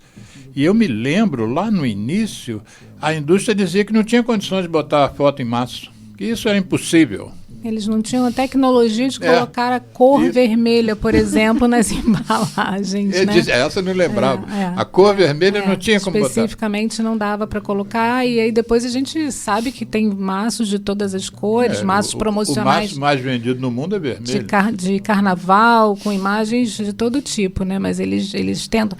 Mas essa eu acho que é uma interferência que a gente já espera. Isso que eu estou falando é uma interferência um pouco além. Né? Eles querem interferir nas decisões que o país vai tomar. As políticas públicas, para proteger, não, né? E você me remeteu há 10 dias atrás, teve uma audiência pública na Câmara dos Deputados. Sim. Não sei se você acompanhou. Então, assim, é uma audiência pública que, assim, todo ano de COP do tabaco sempre tem uma pressão, eu acho que é do jogo, né, assim, essa pressão, só que infelizmente a gente sabe quem tem mais poder econômico e quem tem muito poder político nas decisões ali ou nas interferências. Então, foi requerida por parlamentares que historicamente têm discursos super alinhados com os discursos da cadeia produtiva, né, assim, às vezes vem uma defesa dos agricultores, mas é para os agricultores continuarem plantando tabaco, né, continuarem na dependência. Bom, essa audiência pública era para ouvir do governo federal o posicionamento deles quanto à agenda que vai ser discutida em novembro em Genebra. Então, assim, ela para a gente que acompanha, é um absurdo total, porque, não tinha agenda ainda publicada. Então, eles estavam querendo que o Brasil definisse o que seria discutido sem uma agenda publicada. Que até foi publicada 2 dias depois, ou no dia seguinte. Né? No dia seguinte. E 2, o que se tirou daquela audiência pública, que tinha aí, né, alguns representantes dos municípios produtores, tinham secretários de agricultura, tinha parlamentares de estados, ou então vereadores e tudo mais, né, era a cadeia em peso. E um dos pontos dos encaminhamentos já que então a gente, né, todas essas pessoas, tinha indústria também, não podemos, a gente não pode estar lá, então que a delegação brasileira não vá. Não. É um absurdo isso, né? Assim, e eles distorcendo informações, falando que a COP é uma reunião pública, isso é mentira, né? Assim, é uma distorção, falando que é pública, que tem que fazer parte. Então, assim, é muita distorção e disseminada porque tem um poder de estar junto a tomadores de decisão, poder junto à mídia, à imprensa. Então, onde chega, a gente ouve, né, um absurdo desse que você trouxe o exemplo aí de não podemos imprimir cor vermelha. A gente fica indócil com uma inverdade dessa. Mas aí chega na opinião pública, as pessoas falam, estão exigindo demais, né? Assim, e daí isso é um mínimozinho, mas então, assim, quanto que existe uma disparidade de forças aí e que a gente tem que ficar batalhando, né, produzindo, gritando. É a história do que gente, voltando lá para o conto que você trouxe no início, né? Quer dizer, a gente fica salvando algumas estrelinhas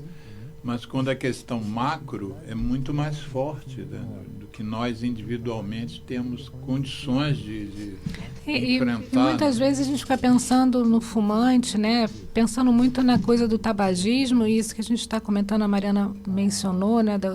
Dos políticos lá do Sul, né? Do Rio Grande do Sul. A gente também tem que lembrar das pessoas que plantam fumo. Eu tive a oportunidade, Alexandre, de ir algumas vezes a Santa Cruz do Sul, que é um dos polos fumageiros do Brasil. Lembrando que o Brasil é o maior exportador de folha de tabaco no mundo.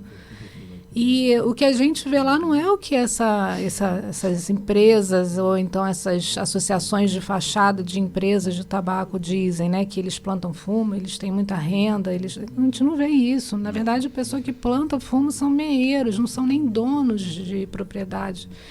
Na verdade, eles têm um pedacinho de terra.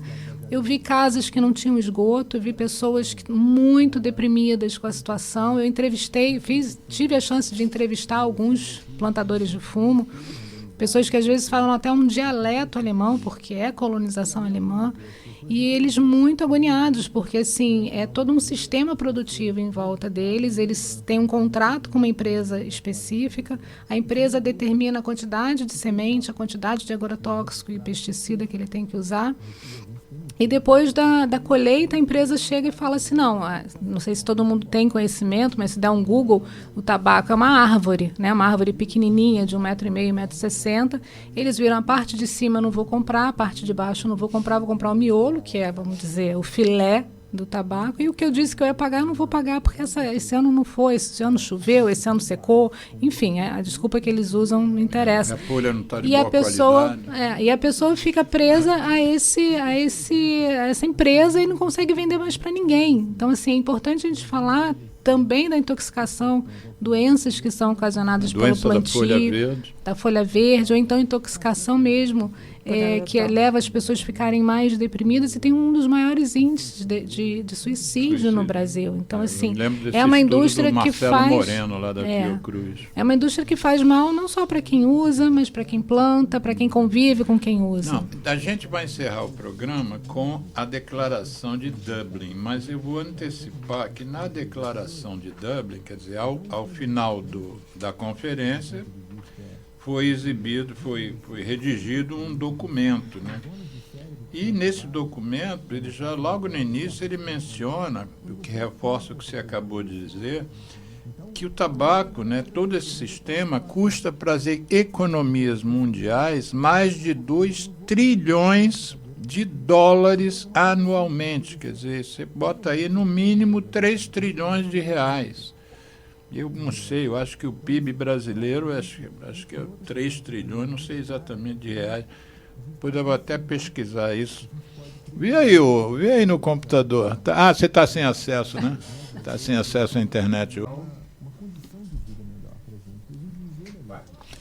Então, nós, fechando o programa, vamos ler, eu vou pedir para as convidadas lerem, o que é chamado de Declaração de Dublin. Quer dizer, houve uma conferência que durou 3 dias e no final do 3º dia, precisamente no dia 25 de junho agora desse ano, essa declaração meio que resume as preocupações dos parceiros que participaram desse evento. Essas preocupações não são novas, né? Quem está no movimento já conhece essas questões que estão trazidas aqui, mas já que nós estamos fazendo os ecos da Conferência Mundial desse ano, vamos então, vou pedir às convidadas para lerem metade cada uma, começando pela Mariana, como é que começa então essa declaração. Vamos lá, Mariana? Vamos lá. Conferência Mundial sobre Controle do Tabaco 2025, Declaração de Dublin, Irlanda, 25 de junho. A epidemia global do tabaco continua a representar um dos maiores desafios de saúde pública da atualidade. A indústria do tabaco continua a comercializar cigarros e outros produtos de forma agressiva, a combater políticas eficazes de controle do tabaco e a introduzir constantemente novos produtos de nicotina nocivos e viciantes, o que ameaça minar o progresso alcançado nos 20 anos desde a entrada em vigor da Convenção Quadro da Organização Mundial da Saúde para o Controle do Tabaco. O uso do tabaco continua a matar mais de 7 milhões de pessoas a cada ano. A esmagadora maioria das quais vive em países de baixa e média renda. Ele custa às economias mundiais mais de 2 trilhões de dólares anualmente em gastos com saúde e perda de produtividade.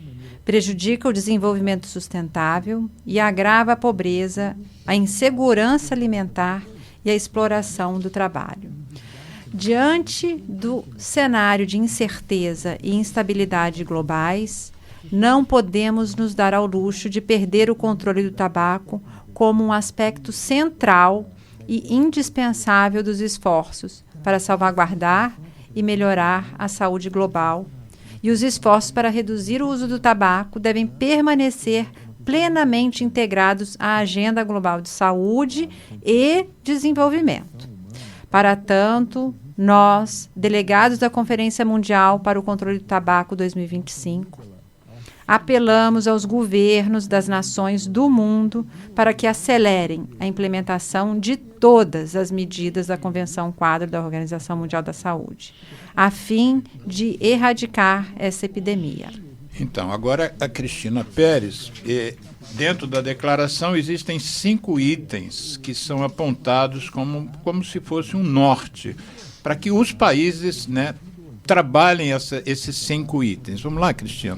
Vamos. Primeiro item, priorizar o aumento dos impostos especiais de consumo para diminuir a acessibilidade de todos os produtos de tabaco e de nicotina não medicinais, estabelecendo financiamento sustentável para o controle do tabaco e outras iniciativas de promoção da saúde a partir das receitas geradas. Número 2. Reconhecer a indústria do tabaco como uma maior barreira ao progresso global no controle do tabaco. Rejeitar compromissos com organizações que trabalham com a indústria do tabaco ou são financiadas por elas. Responsabilizar a indústria do tabaco pelos danos que causa, inclusive buscando indenização por meio de ações judiciais. Número 3. Reforçar a monitorização e a aplicação de uma proibição abrangente de todas as formas de publicidade, promoção e patrocínio do tabaco, incluindo a representação do tabaco no entretenimento e nos meios de comunicação digitais. Item 4. Incorporar nas agendas de controle do tabaco e ambientais a necessidade de abordar as consequências ambientais do cultivo, fabricação, distribuição, uso e resíduos pós-consumo de produtos de tabaco e nicotina. Último item. Unir-se à sociedade civil, organizações internacionais e instituições educacionais para apoiar a implementação de medidas abrangentes de controle do tabaco, orientadas pelos direitos humanos fundamentais ao mais alto padrão de saúde possível. Então, eu acho que isso aqui é uma demonstração clara da tal... Né, a gente fala em diversificação da agricultura, né? Os agricultores têm que plantar outras coisas que não tabaco, plantar alimento, né? E aqui diversifica também as políticas públicas, elas têm que ser muito amplas, né? Fala em preço, né? Vamos tentar dissecar item por item aqui. A primeira coisa fala justamente sobre preço, né? Priorizar o aumento dos impostos. Vamos, Mariana, fala a tua... A gente teve aí... Você até estava procurando outro dia o índice Marlboro, né? Que eu comparo o preço do cigarro do mundo inteiro, do Marlboro. Fala um pouquinho disso. Tá. Da importância do a gente ter um preço mais alto.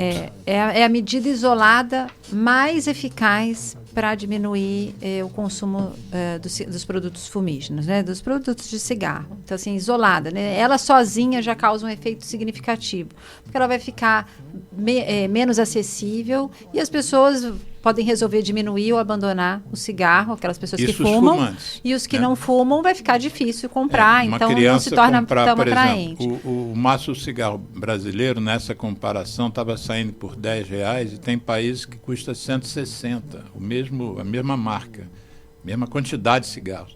10 aqui, 160 no lugar mais caro. Aí, uma criança não tem recursos, a mesada não dá para gastar dinheiro com cigarro se o preço for alto. Agora, se ele conseguir comprar cigarro a varejo a R$1, ele pode se iniciar, né? R$1. Então, é isso. Assim, o Brasil até esse ano foi reconhecido por ter aprovado o imposto seletivo, né? Que é um imposto que tem o objetivo principal de desestimular o consumo. A gente ainda não terminou essa conversa. Fala né? o que é o imposto seletivo. O imposto seletivo é o imposto sobre produtos, né? Que foi aprovado, causam mal, né? Que causam mal à saúde e ao meio ambiente. Então, o que o Brasil aprovou recentemente é para refrigerantes, cervejas, cigarros, também, né, e outros produtos que fazem mal ao ambiente. Adoçadas, né? Refrigerantes.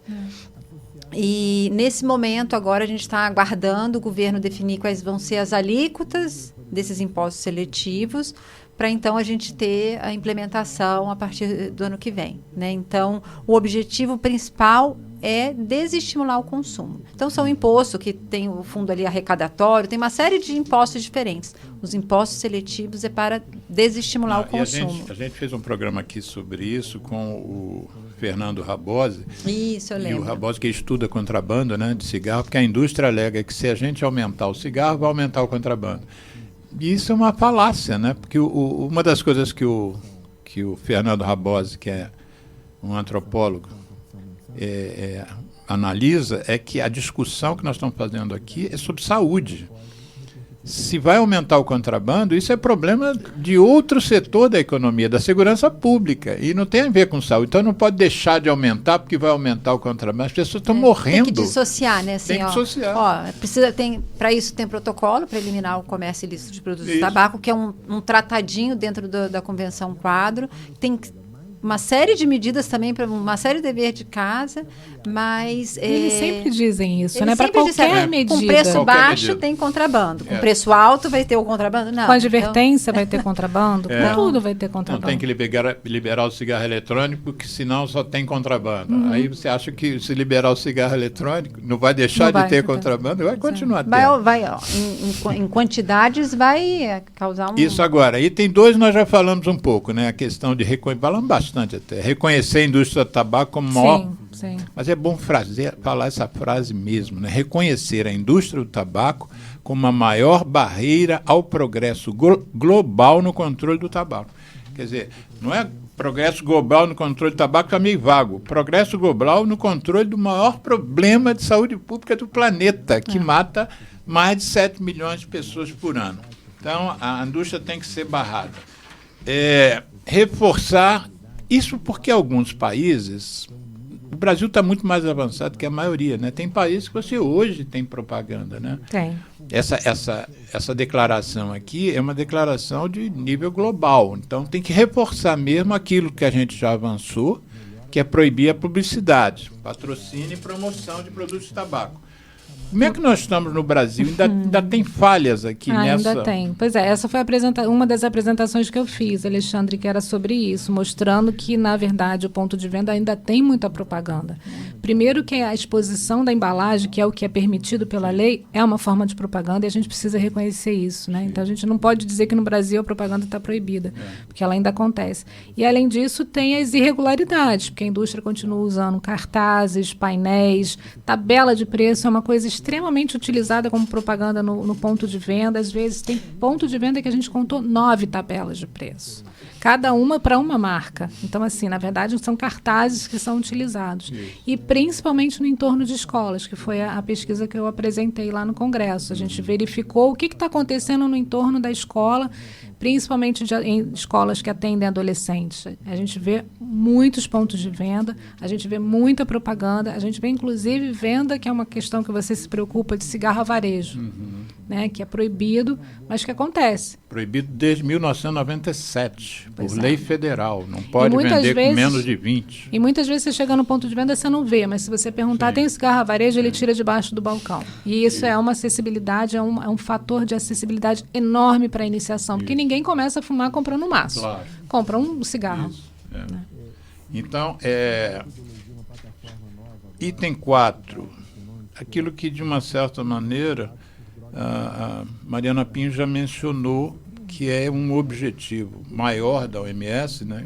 Tirando só a visão sobre o cigarro, mas outros movimentos, né? Fala aí de novo, incorporar nas agendas de controle do tabaco e ambientais.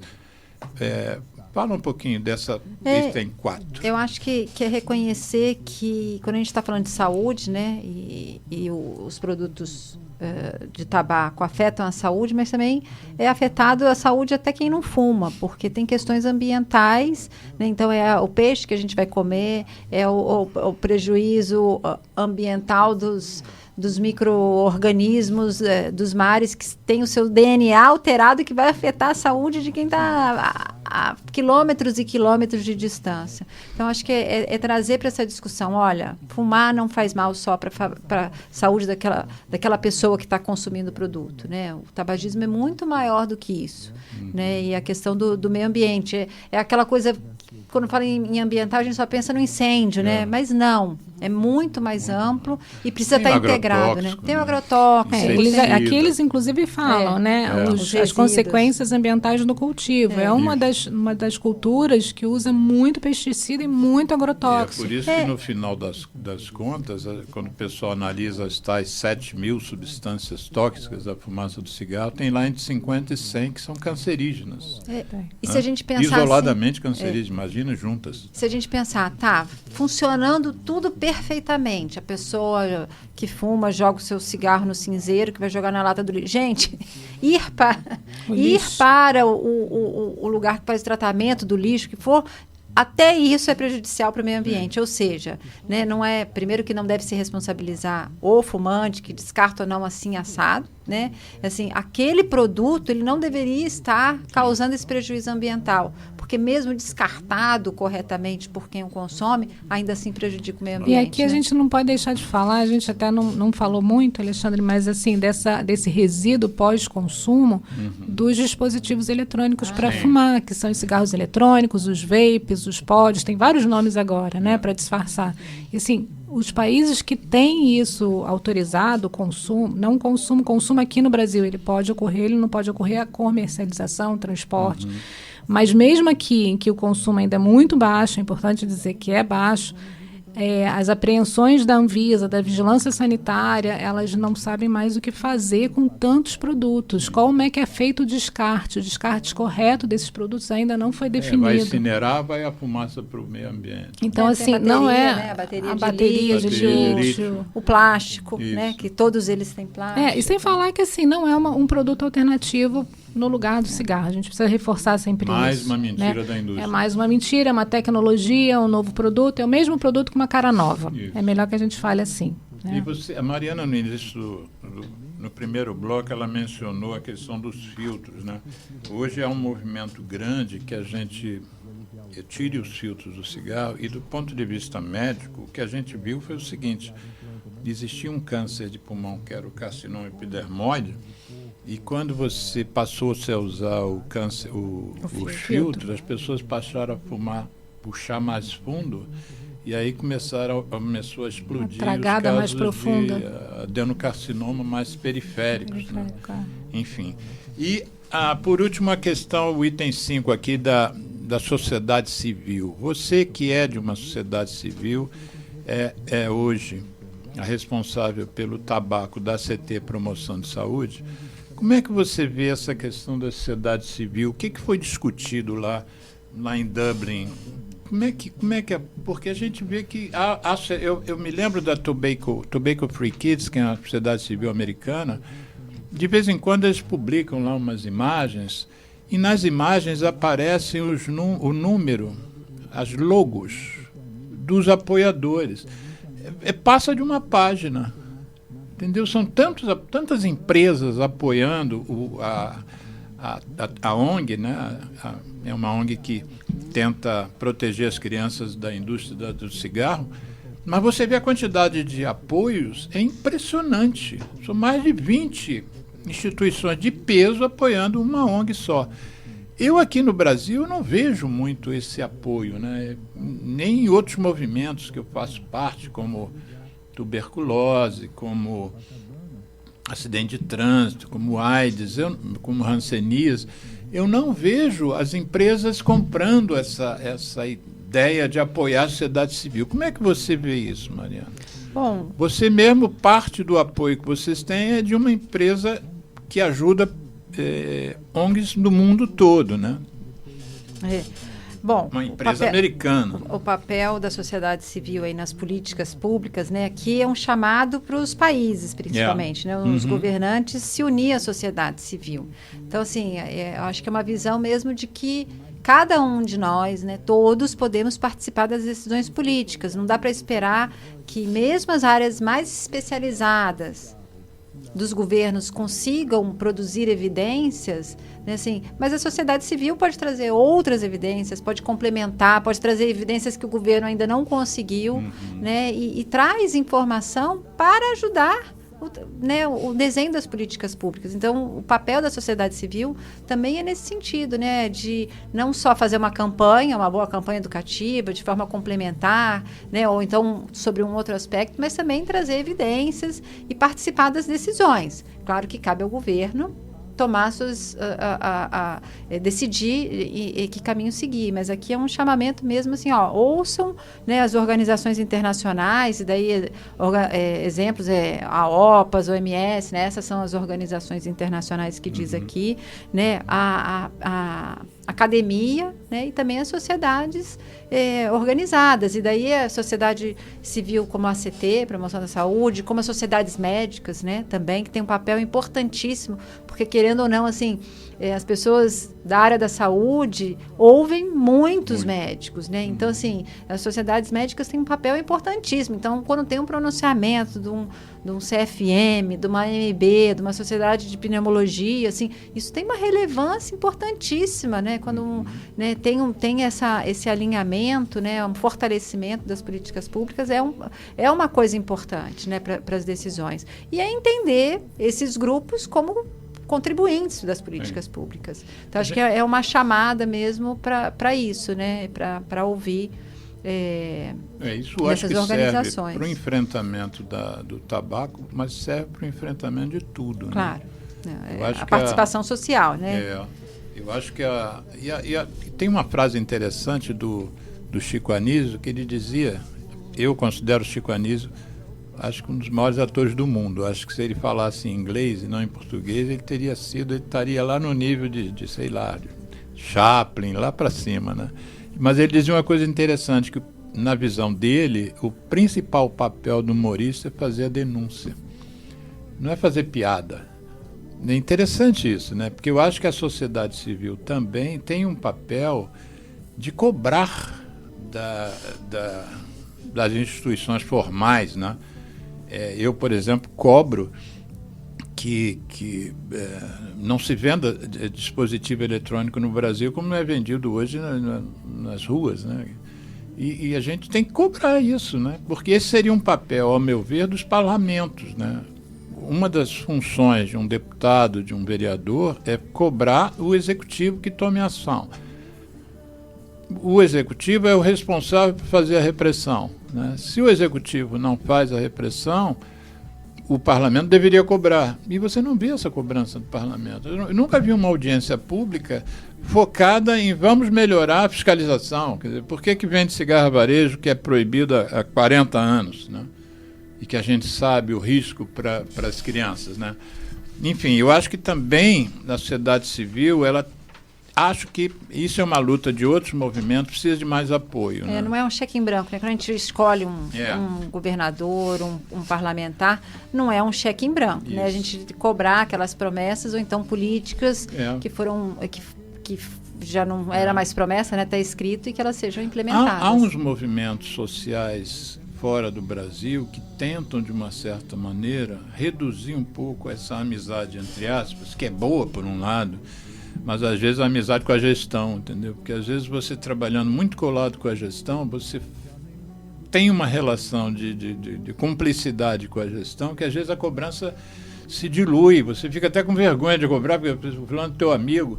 Então há lugares que a sociedade civil está aqui, nosso papel é aqui. E há lugares não, que é bem integrado, a sociedade civil com a gestão, com os gestores, com as autoridades constituídas. Eu confesso a vocês que ainda tenho uma certa dúvida. Qual é o papel de um ativista? Se não é o de cobrar que aquilo que ele acredita aconteça, né? E às vezes a gente está vendo que não acontece, mas fica com dificuldade de cobrar, né? Mas, enfim, o nosso gestor aqui do programa, o Geraldo Rodrigues, já deu a dica que a gente precisa encerrar o programa. Então, duas coisas, e vocês duas vão encerrar o programa, as duas coisas que eu queria para depois botar na legenda. Os contatos que vocês gostariam que a gente pusesse no vídeo, aí vocês escolhem se é e-mail, se é Zap, se é Instagram, que cada um aqui, os convidados, manifesta essa possibilidade de uma forma. Mariana, se alguém quiser entrar em contato com você, com a CT, com saber mais, como contactar você? Pode me mandar e-mail. Meu e-mail é mariana.pinho@actbr.org.br. mariana.pinho@actbr.org.br. ACTBR tudo junto, .org, gente, não é .com, hein? É .org.br. Isso, e pode acessar também o site Qual é o da site? ACT, actbr.org.br. ACTBR, depois isso vai ficar escrito, vai ficar Isso. mais fácil. actbr.org.br. Lá encontra informações, inclusive outras formas de contato, informações sobre o que vocês fazem, né, todos os movimentos, historicamente também. É uma organização que eu respeito muito, gosto muito, conheço todos e dou maior força mesmo. Obrigada. Cristina Pérez, qual contato você daria? Pode ser o e-mail também, pode ser o e-mail da Fiocruz, que eu estou como parte da equipe do CETAB. Lembrando também que o CETAB tem um observatório das estratégias da indústria do tabaco. Dá o e-mail, a gente vai falar rapidinho sobre o CETAB. cristina.peres@fiocruz.br. Cristina.Pérez, sendo esse Pérez com Z, não é isso? É. Arroba fiocruz.br. Aí não tem nem com, nem org, nem nada. Fiocruz.br. Excelente instituição, a Fiocruz, hein? Nossa Senhora, tiro meu chapéu para a Fiocruz. É verdade. Todas as áreas. E é interessante, quem puder botar no Google, dá um Google, né? Observatório das Estratégias da Indústria, isso. Que vai ter muita informação do que a gente estava falando, de outras formas que a indústria tenta intervir, de outras formas que a indústria, inclusive, fica tentando limpar um pouco a visão, né, limpar um pouco a cara dela para a população, dizendo que faz ações que são benéficas para a população, e lá tem toda essa crítica. Eu vou aproveitar e falar, né, assim, o observatório, né, a equipe lá do CETAB é parceiro da CT. Nós somos ponto focal para o Índice Global da Interferência da Indústria do Tabaco, né, que é lançado já, a gente está na 4ª ou 5ª edição, e o índice global é lançado na época da COP, então a gente vai lançar aí, ainda o do Brasil, provavelmente dito, ainda não tem data, mas é super parceiro da gente. Só para a gente não passar batido, vocês duas mencionaram o CETAB, traduz CETAB aí. Centro de Estudos para Tabaco ou Saúde. Centro de Estudos para Tabaco ou Saúde. E o Observatório da Indústria, essa indústria é a indústria do tabaco exclusivamente. Do tabaco, né? Mas a gente espera lançar em breve um observatório também da indústria do álcool, dentro do CETAB. Está sendo construído. E esse tem o site de cabeça desse observatório, não? O endereço não lembro. Mas eu pesquiso e boto na legenda o endereço do site do Observatório da Indústria. 1 minuto para cada uma encerrar o programa. Só agradecer, Alexandre, espaço, agradecer a atenção dos ouvintes e dizer que é importante a gente estar sempre atualizado, como você falou, estudando, mas pelo menos recorrendo às informações mais recentes de fontes confiáveis também, né? Porque quando a gente fala dessa indústria do tabaco, tem muita coisa aí que é enganosa, que a gente não pode deixar passar. E buscar saúde, eu acho que é o primeiro e o passo que a gente deve tomar durante a nossa vida, né? Buscar estar mais qualidade de vida e uma vida saudável. Mariana, fecha aí. Bom, obrigada, Alexandre. A gente que agradece vocês duas. Acho que, assim, importante ressaltar, assim, a sua luta incansável aí com a promoção da saúde e não só no controle do tabaco. 50 anos, ano que vem. E incansável, né? Não se mostra cansado aí. Eu acho que a rádio aqui é só um pedacinho do que você faz. É muito bacana, muito emocionante mesmo. E continue contando aí com toda a comunidade e com a CT também. Isso. Muito obrigada. Já conto. Gente, Geraldo, muito obrigado pelo apoio de sempre. Sem Geraldo não tinha programa. Obrigada, né? Geraldo. E aos ouvintes e telespectadores, que isso também passa em vídeo, né? E a gente pede sempre que divulguem, né? Porque a nossa capacidade, minha do Geraldo, de distribuição é pequena, né? Eu não sou o Drauzio Varela, que publica... Por que as pessoas soltam pum? Aí de noite tem 1 milhão de pessoas viram aquele vídeo, né? Então, a gente conta com o apoio dos amigos. Quem assistir e achou legal, divulga para as escolas, divulga para os filhos, divulga para os pais, né? Tem muita informação importante, né? Gente, muito obrigado. Estou encantado aqui. Foi melhor até do que eu esperava.